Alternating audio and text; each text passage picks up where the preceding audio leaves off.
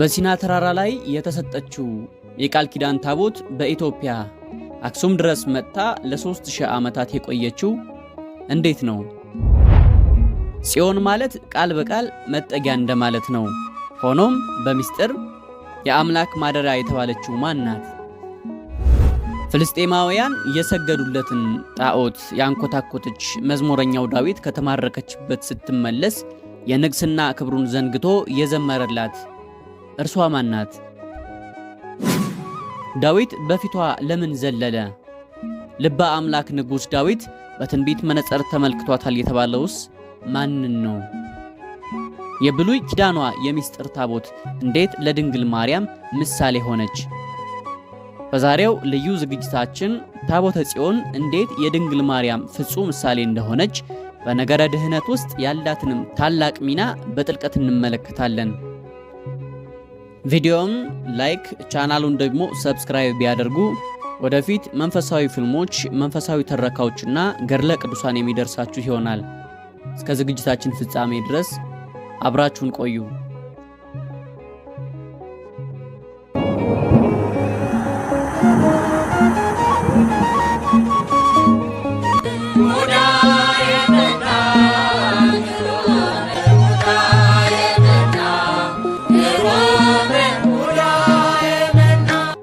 በስመ አብ ወወልድ ወመንፈስ ቅዱስ አሐዱ አምላክ። ጽዮን ማለት ጸወን አምባ መጠጊያ ማለት ነው። አንድም በምስጢሩ ማኅደረ አምላክ ማለት ነው። ጽዮን የሚለው ስም በቁሙ ለቅዱስ ዳዊት ተራራና ለኪዳኑ ጽላት ሲያገለግል፣ በትንቢታዊ ምስጢሩ ግን ለድንግል ማርያም ለቤተ ክርስቲያንና ለዘላለማዊ ርስት ያገለግላል። እግዚአብሔር ከዘመነ አበው በኋላ በጊዜው ለእስራኤላውያን ክብር ሞገስ አምባ የምትሆናቸውን ታቦተ ጽዮንን በቅዱስ ሙሴ አማካኝነት ሰጥቷቸዋል። ከዚያም ለ500 ዓመታት ከእነሱ ጋር በመሆኗ በፈጣሪና በእነሱ መካከል ድልድይ ሆና ኖራለች። ከዚያም ባለቤቱ ሲፈቅድ በዘመነ ሳባ በቀዳዊ ምኒልክ እምነ ሜልክ አማካኝነት ወደ ኢትዮጵያ መጥታለች። እነሆ በሀገራችን የ3000 ዓመት ቆይታዋን ልትደፍን የቀራት ጥቂት ዓመታት ብቻ ነው። ጌታ እንደፈቀደ ቅዱስ መስቀሉንና ታቦተ ጽዮንን ይዘን ይሄው በቸርነቱ እንኖራለን። ታቦተ ጽዮን ብዙ ጊዜ ጽላተ ኪዳን፣ ታቦተ ሕጉ እየተባለች ትጠራለች። ጽሌ ማለት ሰሌዳ እንደማለት ሲሆን ጽላት ደግሞ በብዙ ቁጥር ነው። ኪዳን ደግሞ በፈጣሪና በሰው ልጆች መካከል ያለ የውል ስምምነት ነው። ታቦት ማለት ማህደር ማደሪያ እንደማለት ነው። ሕጉ የተጻፈባቸውን ጽላት ስንላቸው የጽላቱ ማደሪያ ደግሞ ታቦት ይባላል። ጽላት ወይም ታቦትን ያመጣ ፈጣሪ ነው። በሐዲስ ኪዳንም ምስጢርና ሐተታ ቢኖረውም ሁለት ቦታ ላይ ስለ ታቦት ተጠቅሶ እናገኛለን። የመጀመሪያው በሁለተኛ ቆሮንቶስ ምዕራፍ 6 ቁጥር 16 ሲሆን ለእግዚአብሔር ቤተ መቅደስም ከጣዖት ጋራ ምን መጋጠም አለው? እኛ የሕያው እግዚአብሔር ቤተ መቅደስ ነንና።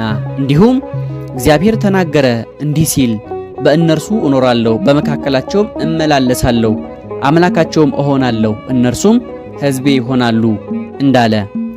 በድጋሚም በዮሐንስ ራእይ ምዕራፍ 11 ከቁጥር 19 ደግሞ በሰማይም ያለው የእግዚአብሔር መቅደስ ተከፈተ፣ የኪዳኑም ታቦት በመቅደሱ ታየ፣ መብረቅና ድምፅም ነጎድጓድም የምድርም መናወጥ ታላቅም በረዶ ሆነ ይለናል። በየዓመቱ ህዳር 21 ቀን በታቦተ ጽዮን የተፈጸሙ ታላላቅ ተአምራትን የሚታሰቡበት ቀን ነው።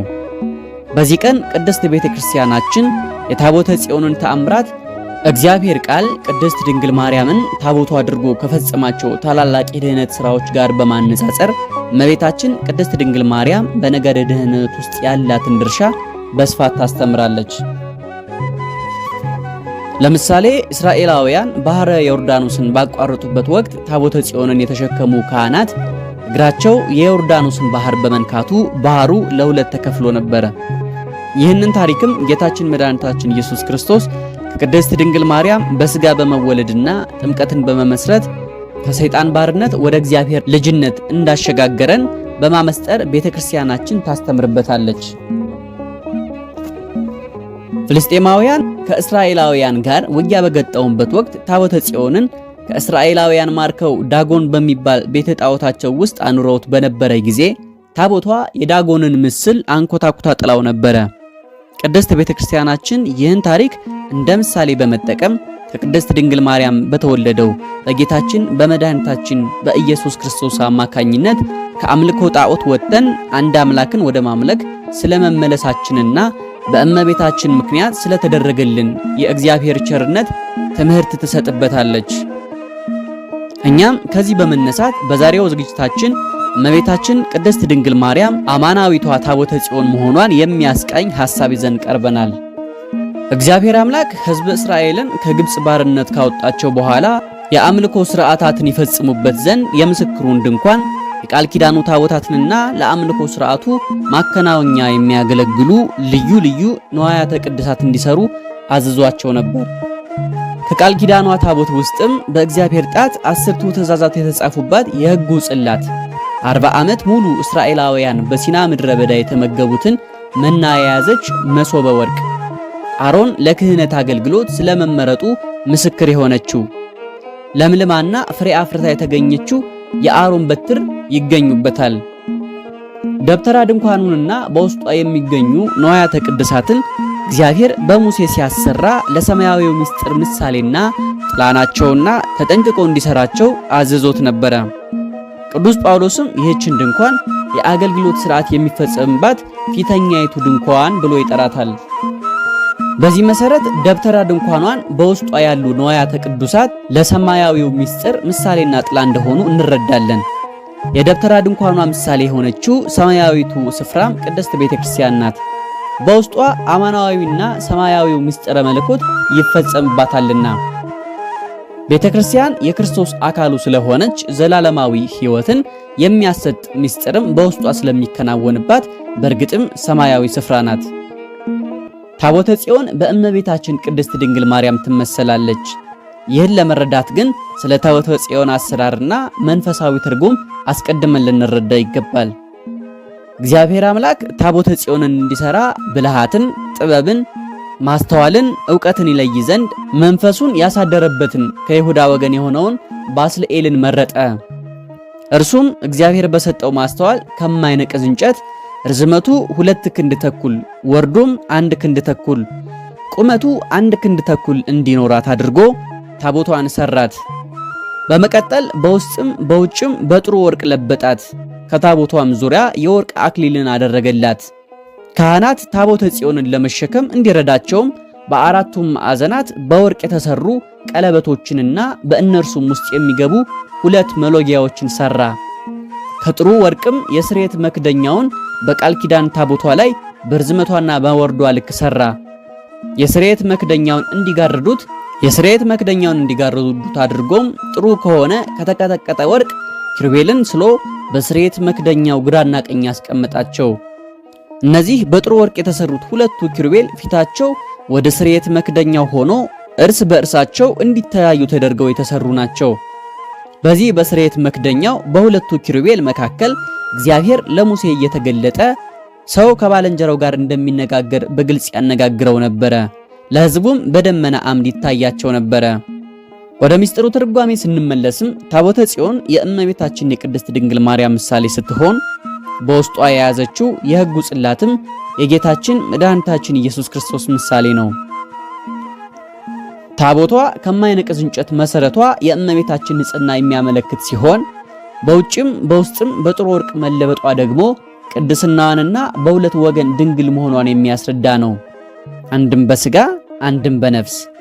ታቦተ ጽዮን በግራና በቀኝ በኩል በተዘጋጁ 4 ከወርቅ የተሰሩ ቀለበቶች ነበሯት። በእነዚያ የወርቅ ቀለበቶች ውስጥም 2 መሎጊያዎች ይገቡባቸው ነበር። ታቦቷን ለማንቀሳቀስ ባስፈለገ ጊዜ 4 ሌዋውያን ካህናት በመሎጊያዎች ይሸከሟታል። ይህ ሥርዓት በሰማያትም የሚታይ እውነታ ነው። የጌታን መንበር ገጸ ሰብ፣ ገጸ ንስር፣ ገጸ ለሐምና ገጸ አንበሳ ያላቸው 4ቱ እንስሳት ይሸከሟታልና። ለአማናዊቷ ታቦት ለቅድስት ድንግል ማርያምም ሰላምን የሚያወሩ መልካም የምስራችንም የሚናገሩ መድኃኒትንም የሚያወሩ ጽዮንንም አምላክሽ ነግሷል የሚሉ እግሮቻቸው በተራሮች ላይ እጅግ ያማሩ የእርሷንና የጌታችንን ስም ተሸክመው ወንጌልን ለዓለም የሚሰብኩ ኦርቶዶክሳውያን መምህራን አሏት። የስርየት መክደኛው መቀመጫው የንጹሃን አንስት መክደኛው የንጹሃን አበው ግራና ቀኙ የሐናና የኢያቄም ምሳሌ ነው።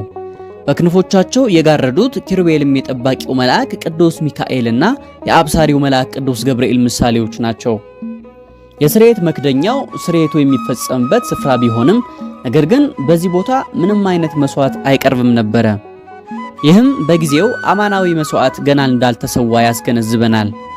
ይህ ስፍራ እግዚአብሔር ለሙሴ የሚገለጥበት ቦታ ነው። ከእርሱ ውጪ ሌላ ነገር በዚያ ላይ ማረፍ አይችልም ነበር። ከዚህም የምናስተውለው አንድ ምስጢር አለ። ይህም እግዚአብሔር አምላክ ለአዳም የገባውን ቃል ኪዳን ሊፈጽም ሰው በሆነ ጊዜ ራሱን መስዋዕት አድርጎ የሚያቀርብበት ልዩ ስፍራ እንዳዘጋጀ ያመለክተናል። ይህ ስፍራ አማናዊ መስዋዕት የሚቀርብበት ቦታ እንደሚያስፈልግ የሚያስገነዝብ ስፍራ ነው። ይህን ለማመልከትም ለኃጢአት ስርየት የቀረበው መስዋዕት ከታረደ በኋላ ካህኑ ደሙን በጣቱ እየነከረ 7 ጊዜ በስርየት መክደኛው አንጻር በመገናኛ ድንኳን ውስጥ ይረጨው ነበር። ነገር ግን ይህ ደም ከስርየት መክደኛው ላይ አያርፍም ነበር።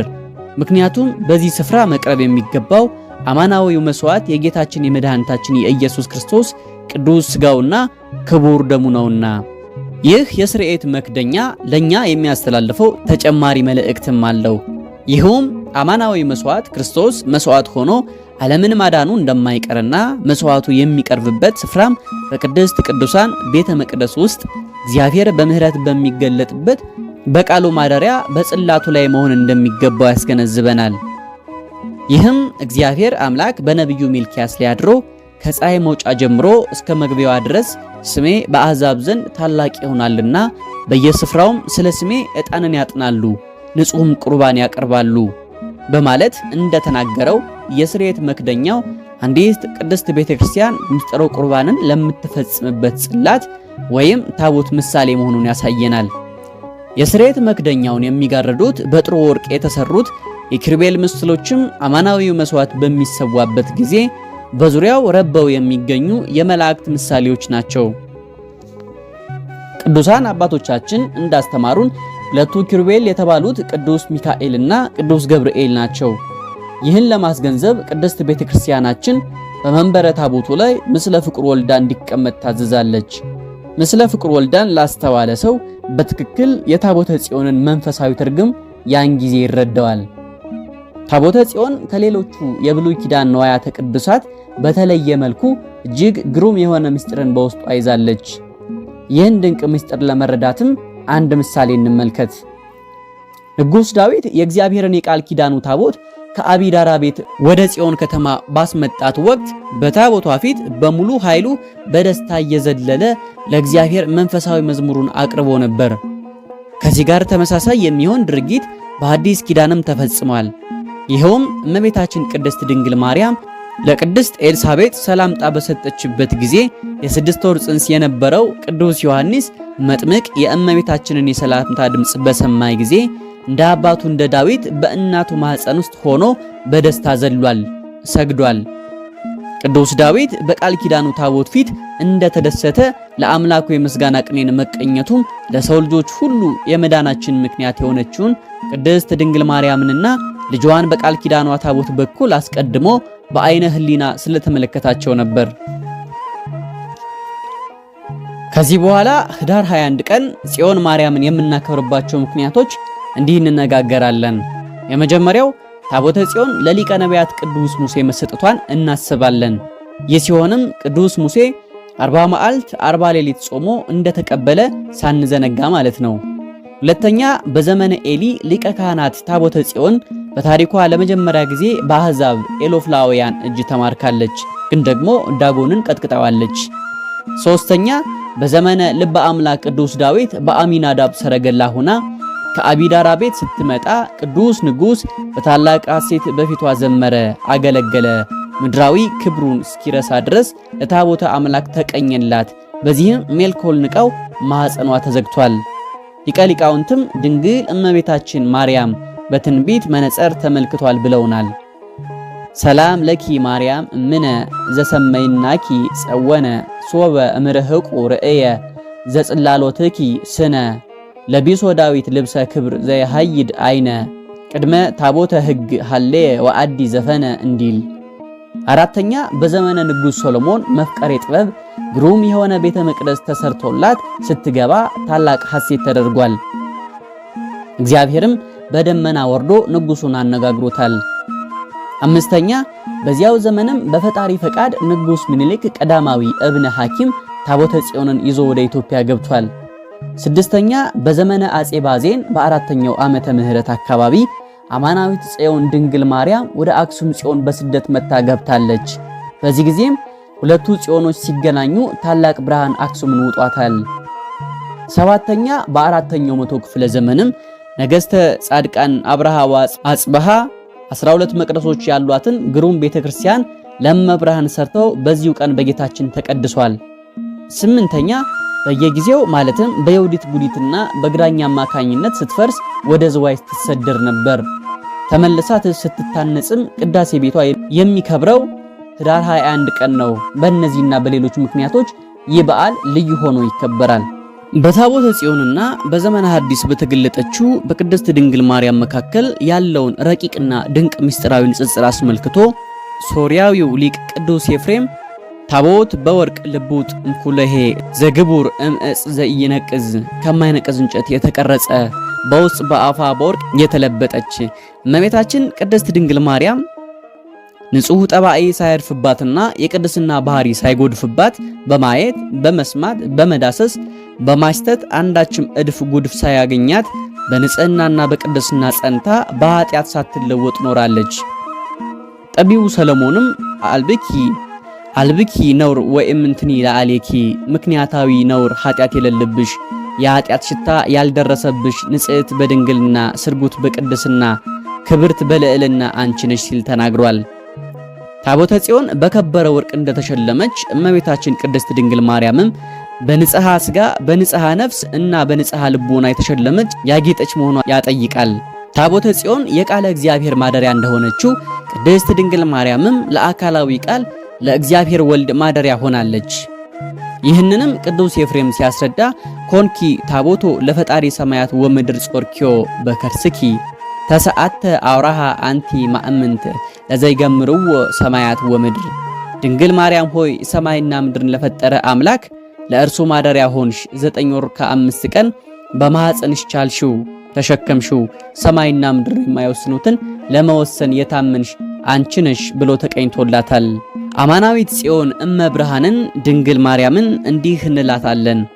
ቅድስት የሚለው ቃል ለሁሉም ቅዱሳት እናቶች ቢሰጥም ቅሉ ለድንግል ማርያም ሲሰጥ ግን ትርጉሙ ይለያል። እርሷ ቅድስተ ቅዱሳን ንጽሕተ ንጹሃን ብሩክተ እምብሩካን ህሪት ወህሪያን ናትና ከሰው ልጆችም ሁሉ ትበልጣለች። ይቅርና የሰው ልጅን ንጽህና መላእክትን በንጽህናና በቅድስና ትበልጣቸዋለች። እርሷ እመብርሃን የአምላክ እናቱ የሰውነታችን መመኪያ ናትና። እመቤታችን ቅድስት ስንል ጽንዕት፣ ንጽሕት፣ ክብርት፣ ልዩ ማለታችን ነው። ንጽሕት ትባላለች። ሌሎቹ ቅዱሳን ቢነጹ ከገቢር ከነቢብ ኃጢአት ነው እንጂ ከሐልዮ ኃጢአት አይደለም። እርሷ ግን ከነቢብ ከገቢር ከሐልዮ ንጽሕት ናት። ለመኑ ተውህቦ ተደንግሎ ህሊና ለመላእክትሂ ይትህክሎሙ ኃጢአትን ከማሰብ መጠበቅ ከሰው ልጆች ለማን ተሰጠው? ይህስ ለመላእክትም አልተቻላቸውም። እንዲህ ተአምረ ማርያም ጽንዕት እንላታለን። ሴቶች ቢጸኑ ለጊዜው ነው እንጂ በኋላ በጊዜው ተፈትሆ አለባቸው። እመቤታችን ግን ቅድመ ጸኒስ፣ ጊዜ ጸኒስ፣ ድህረ ጸኒስ፣ ቅድመ ወሊድ፣ ጊዜ ወሊድ፣ ድህረ ወሊድ ድንግል ናትና ጽንዕት በድንግልና አልባት ይሙስና እንዳላት ቅዱስ ያሬድ። ታላቁ ቅዱስ ባስልዮስም ወትረ ድንግል ማርያም ዘላለማዊት ድንግል ናት እንዳለ መጽሐፈ ቅዳሴው ላይ ድንግልን ክብርት እንላታለን። ሌሎቹ ሴቶች ቢከብሩ ጻድቃን ሰማዕታትን፣ ነቢያት፣ ሐዋርያትን ወልደው ነው። እመቤታችን ቅድስት ድንግል ማርያም ግን የምናከብራት ወላዲተ አምላክ የአምላክ እናቱ ብለን ነውና እመቤታችንን ልዩ እንላታለን። ከእርሷ በቀር እናት ሆና ድንግል፣ እመቤት ሆና አገልጋይ የሆነች በድንግልና ወልዳ ወተትን ሐሊበ ድንግልናዊዋን ያስገኘች ሌላ ሴት የለችምና እንዲህም ብለን እንመሰክራለን። ለአንቺም የማይገዛ ሕዝብና መንግስት ይጠፋል፣ እነዚያ አሕዛብም ፈጽመው ይጠፋሉ። የአስጨናቂዎችሽም ልጆች አንገታቸውን ደፍተው ወደ አንቺ ይመጣሉ። የናቁሽም ሁሉ ወደ እግርሽ ጫማ ይሰግዳሉ። የእግዚአብሔርም ከተማ የእስራኤል ቅዱስ የሆንሽ ጽዮን ይሉሻል። እያል በእውነት እንመሰክራለን። ስለሆነም ከብሉይ ኪዳን እስከ ሐዲስ ኪዳን እግዚአብሔር ራሱን የገለጠበትን የቸርነት በዓል እግዚአብሔር በፈቀደልን ቦታ ሆነን ስናከብር ከእኛ የሚጠበቀውን በጎ ነገር እያሰብን በተግባርም እየገለጥን ከበዓሉ ረድኤትና በረከት ተሳታፊ እንሆን ዘንድ የእግዚአብሔር ቸርነት የእናቱ የቅድስት ድንግል ማርያም አማላጅነት አይለየን። የቅዱሳን ሁሉ ጸሎትና ምልጃ አክሊልና ጉልላት በሆነው በእናታችን በወላዲተ አምላክ ቅድስት ድንግል ማርያም ጸሎት ሁላችንንም ይማራል። ቪዲዮውን ከወደዳችሁት ላይክ አድርገው ቻናላችን ደግሞ ሰብስክራይብ በማድረግ ቀጣይ መርሃ ግብሮች እንዲደርሱት ያድርጉ። ወስብሐት ለእግዚአብሔር ወለወላዲቱ ድንግል ወለመስቀሉ ክቡር። ይቆየን።